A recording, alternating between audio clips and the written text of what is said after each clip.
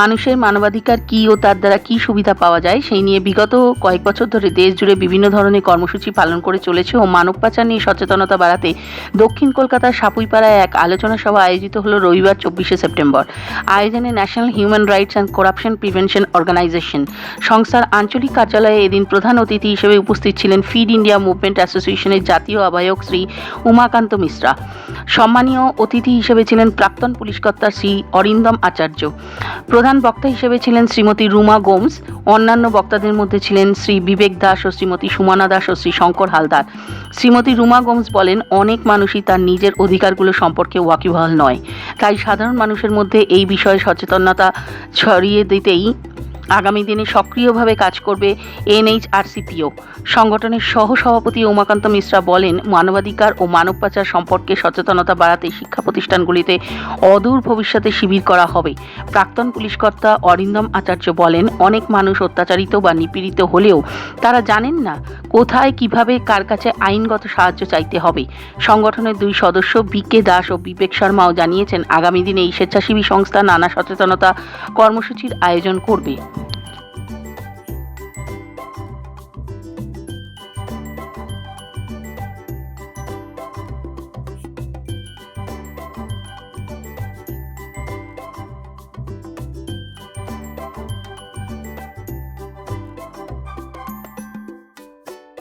ये हमारे अवेयरनेस के लिए हमारा जो ये संगठन है, एक एनजीओ है, और ह्यूमन ट्रैफिकिंग और ह्यूमन राइट्स क्या है, तो हमारे सदस्यों को लेकर के एक अवेयरनेस, ताकि हमारे सदस्य अपने समाज में जहां वो रहते हैं इस चीज को ज्यादा से ज्यादा करके प्रचारित कर सके कि एक ह्यूमन राइट्स क्या है उनके, और कैसे करप्शन को प्रिवेंट किया जा सकता है शिक्षा के द्वारा, अवेयरनेस के द्वारा।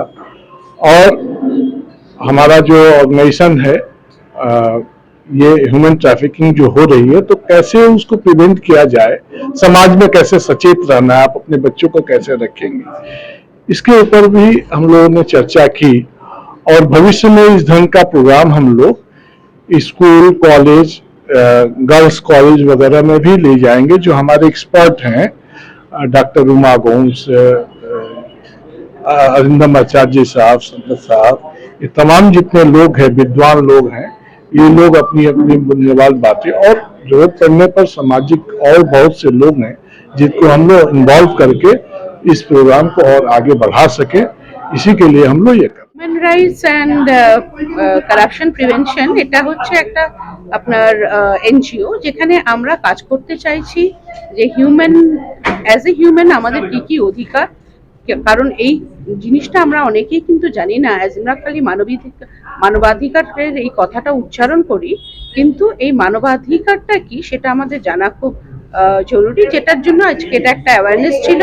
এবং কারাপশন প্রিভেনশন, আমাদের একটা সোসাইটি অথবা একটা গোটা দেশ কিন্তু তখনই এগোতে পারবে যখন আমরা নিজেদের অধিকার বুঝবো, এবং তার সঙ্গে কিন্তু আমরা এই কারাপশনটাকে যদি আমরা প্রিভেন্ট করতে পারি, একজন যদি সত্যিকারের নাগরিক হই, তাহলেই কিন্তু সেই দেশের উন্নতি সম্ভব। হিউম্যান রাইটস এর যে কনসেপ্টটা পৃথিবীব্যাপী যেটা চলছে, এটা অত্যন্ত প্রয়োজনীয় একটা চ্যাপ্টার বা সাবজেক্ট।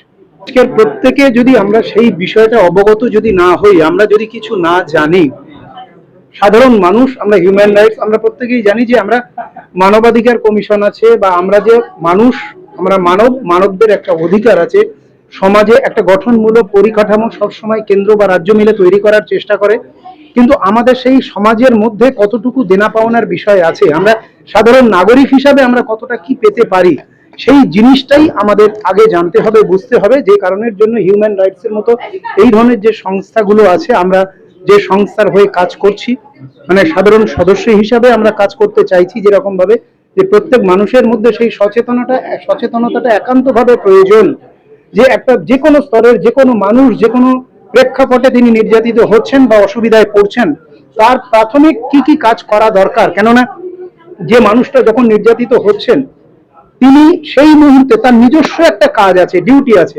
সেই কাজটা তিনি যদি নিজে না জানেন, কতক্ষণে ভলেন্টিয়ারদের কাছে আমাদের কাছে এসে একটা খবর পৌঁছবে, তারপরে আমরা গিয়ে সেই কাজটা করব, সেটা একটু লেট, অনেক দেরি হয়ে যাবে।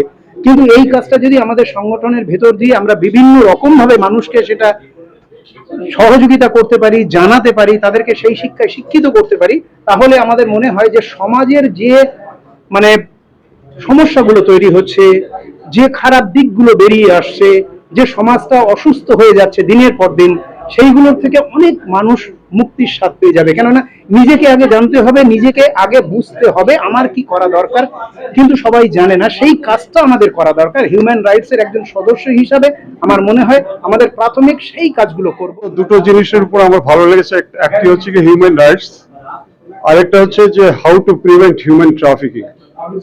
এটার বিষয়ে যে আলোচনা হয়েছে, আপনারা হয়তো ঘরটা ছোট দেখছেন, 500, 1000, 2000 লোক নয়, কিন্তু আকাশটা অনেক বড়। আমরা on account of national integrity, আমরা communal harmony, dignity and solidarity, এই চারটি বিষয়ের উপরে অনেক ভালো ভালো বক্তারা যেভাবে নাকি আজকে বক্তব্য রাখলেন, আমার মনে হচ্ছে যে সমাজের প্রতি আমরা একটা ভালো মেসেজ দিতে পেরেছি। এবং আমরা বিশ্বাস করি যে drops of water make an ocean, otherwise the ocean would have been poorer for want of that drop. National Human Rights and Corruption Prevention Organisation के जितने सारे मेंबर्स हैं, एक्चुअली हम लोगों ने एक नया पहल शुरू किया है। आप लोगों ने देखा होगा कि हमारे देश भारत में बहुत सारे ऑर्गेनाइजेशन चल रहा है, मगर ये ह्यूमन राइट्स के ऊपर ज्यादातर उसको फोकस किया जाता है, करप्शन प्रिवेंशन पे बहुत कम देखने को मिलेगा। इसका पीछे हम लोग का खास मोटो था कि इसमें हम लोग गवर्नमेंट की भी थोड़ा सहायता करना चाहते हैं, क्योंकि जब तक गवर्नमेंट के साथ हम लोग का कोalition नहीं रहेगा, हम लोग का सपोर्ट नहीं रहेगा एज अ पब्लिक, तब तक मेरे ख्याल से गवर्नमेंट जितनी स्कीम निकालती है वो कभी सक्सेस नहीं होता है, फेलियर हो जाता है। इसलिए भारत सरकार ने बहुत सारे ऐसे एनजीओ बनाया है, जिसमें से एक तो ये है, चूंकि ह्यूमन राइट्स में करप्शन प्रिवेंशन मिला हुआ, और अभी तो सबसे ज्यादा अगर देश में देखा जाए, बोला जाता है इंडियन कॉन्स्टिट्यूशन में 4 पिलर बनाया गया, चारों पिलर में जितने सारे लोग हैं सब करप्टेड ज्यादातर। चला एक हम संदेश देना चाहता है कि कोई भी ऑर्गेनाइजेशन हो, खासतौर पे ह्यूमन राइट्स के ऊपर, तभी ये आगे बढ़ सकता है जब तक देश का हर नागरिक हमारा इंडियन कॉन्स्टिट्यूशन को नहीं पढ़ेगा। जब तक इंडियन कॉन्स्टिट्यूशन को नहीं पढ़ेगा, चाहे जितने सारे ऑर्गेनाइजेशन हो, चाहे सोशल ऑर्गेनाइजेशन हो, पॉलिटिकल ऑर्गेनाइजेशन हो या कोई इकोनॉमिकल ऑर्गेनाइजेशन हो, कभी वो सक्सेस नहीं हो सकता। इसलिए हमारा पहला प्रायोरिटी होना चाहिए हमारा देश का जो कॉन्स्टिट्यूशन है उसको घर घर पे पढ़ना, स्कूलों में कॉलेजों में इसको बहुत जरूरी करना, तो इससे हमारा अवेयरनेस और ज्यादा खास पब्लिक में बढ़ जाएगा। বেসিক্যালি আমাদের হচ্ছে অ্যাওয়ারনেস করা। আমাদের যেমন সংস্থার নাম হচ্ছে National Human Rights and Corruption Prevention Organisation. আমরা সংস্থার মাধ্যমে লোককে জানাবো আপনার রাইটস কি, আপনার ডিউটি কি। লোক জাগরুক হলে অটোমেটিক্যালি দেশ সভ্য হবে। আমাদের উদ্দেশ্য হচ্ছে গুড সিটিজেন তৈরি করা, আর মানুষের অধিকার জানিয়ে দেওয়া, আর মানুষের অধিকার জন্য লড়াই করা আমাদের মূল কাজ হবে। আর আপনাদের আরো বলে দিই, আমাদের সারা ভারতেই অর্গানাইজেশন চলছে, ভারতের সব কোনায় আমাদের আছে, সব রাজ্যের রিপ্রেজেন্টেটিভ। আজকে বেসিক্যালি আমাদের বাংলা, বিহার, উড়িষ্যার রিপ্রেজেন্টেটিভ এসেছিলেন। আর আমাদের জানুয়ারি মাসে 2024-এ আমাদের ন্যাশনাল কনভেনশন হবে কলকাতায়, যেখানে সারা ভারত থেকে লোক আসবেন, আর বিশিষ্ট সমাজসেবীরা, বিশিষ্ট আইনজীবীরা আসবেন আর অ্যাওয়ারনেস ক্যাম্প করবেন। ন্যাশনাল হিউম্যান রাইটস কারাপশনের বড় একটা কনভেনশন হতে চলেছে জানুয়ারি মাসে 10 জানুয়ারি।